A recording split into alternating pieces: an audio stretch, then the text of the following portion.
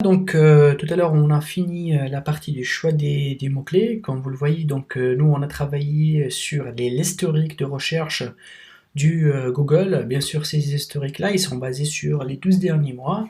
Comme vous le voyez, donc en cliquant ici, il va me donner toutes ces statistiques-là en se basant sur 12 derniers mois.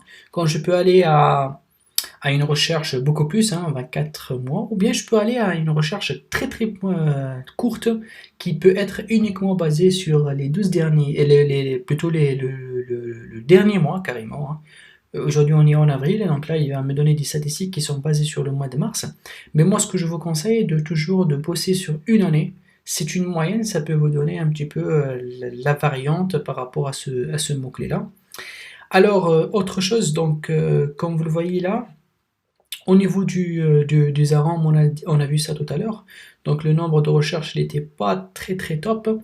Donc c'est pour ça qu'on a fait appel à rechercher des mots-clés un petit peu qui sont un peu plus larges.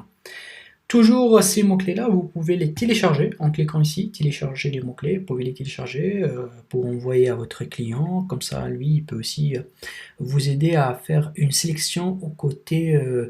Parfois on travaille dans des métiers ou bien dans des entreprises ou bien des clients qui sont dans des métiers, si vous voulez, très spécifiques, qui sont orientés métiers que nous on peut pas comprendre facilement, genre l'industrie aérienne, genre, vous voyez, donc parfois il y a un langage ou bien des mots techniques qui sont un petit peu compliqués.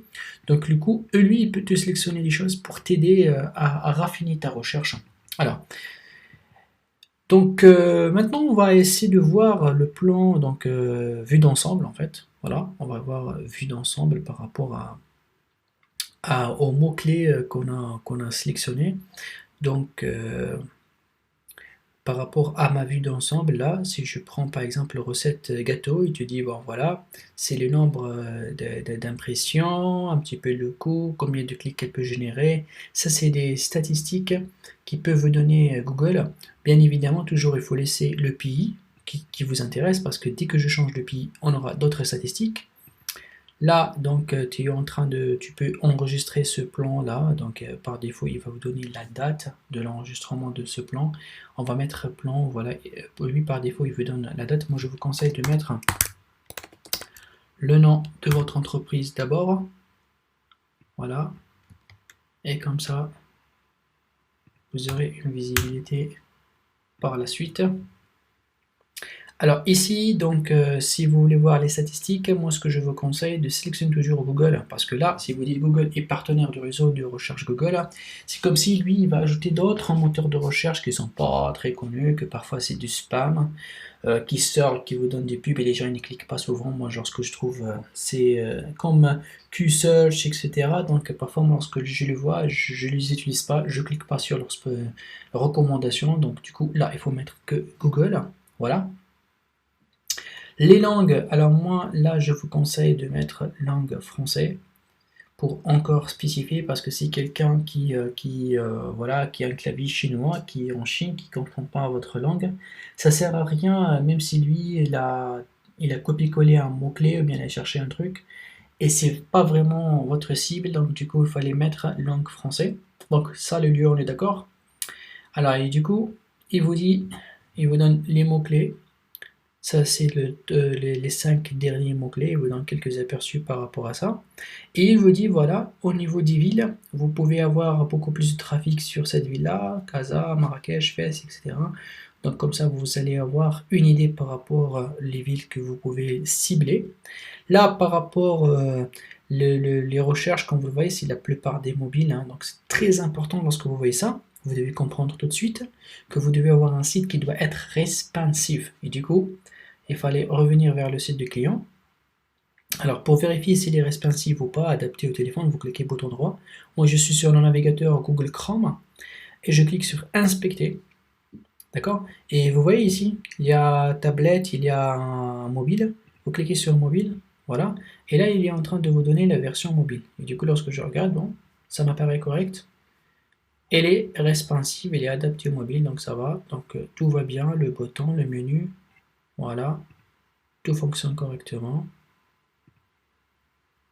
Voilà, il me donne des produits, tout. Ça va, donc du coup le site il est responsive, pas de problème par rapport à ça.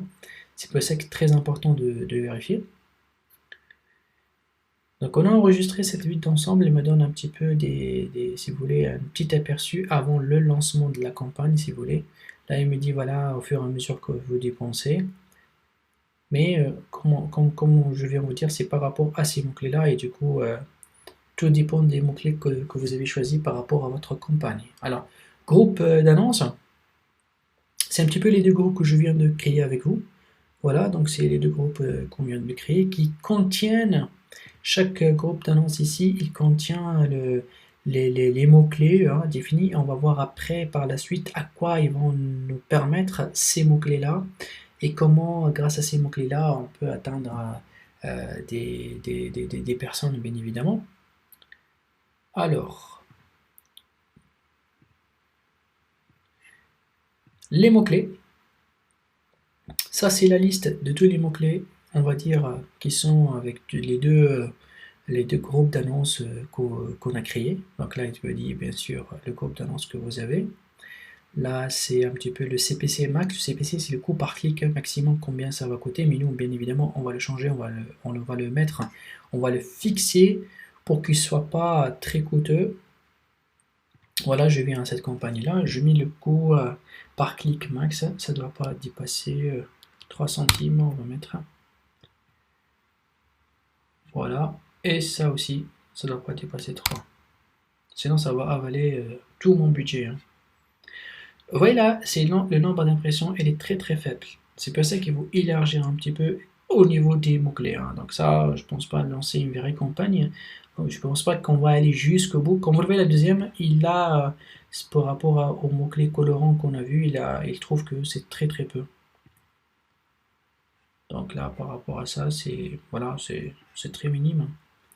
Alors le lieu, donc le lieu, c'est le Maroc. C'est ce qu'on a fait, nous, on a visité le Maroc par rapport à ces mots-clés-là.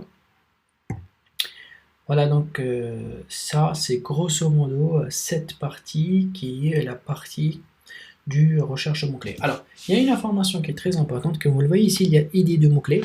C'est ce qu'on a cherché tout à l'heure par rapport au arôme. Et là, ici, il y a les idées regroupées. C'est quoi les idées regroupées? C'est-à-dire tous les mots-clés que lui, il a trouvés, il a réussi à, si vous voulez, à les regrouper selon la catégorie.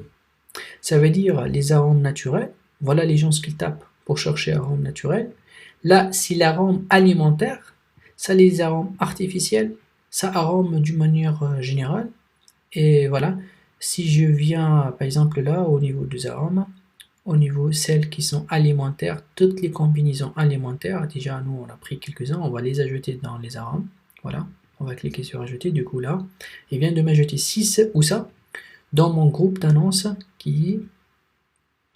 Ah non, ici vous voyez il a créé un autre, donc du coup on n'a pas intéressé, on est intéressé de le remettre vers le premier, donc je vais supprimer ça.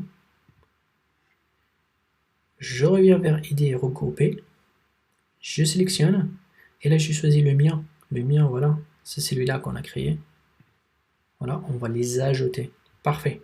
Donc du coup ici, dans mes groupes, voilà, il a ajouté encore d'autres mots-clés par rapport à notre système. Alors, du coup, là, bien sûr, par rapport à la colonne, tu peux modifier, tu peux ajouter. Donc là, c'est par défaut ce qu'il est en train de faire afficher. Après, on peut ajouter d'autres ou bien personnaliser la façon avec laquelle on peut voir les colonnes. Donc, je reviens maintenant à la partie qui est la partie de planification de mots-clés, mais en se basant sur les statistiques qui vont être sur les prévisions. Donc, à tout de suite pour voir les outils de volume de recherche avec les préventions.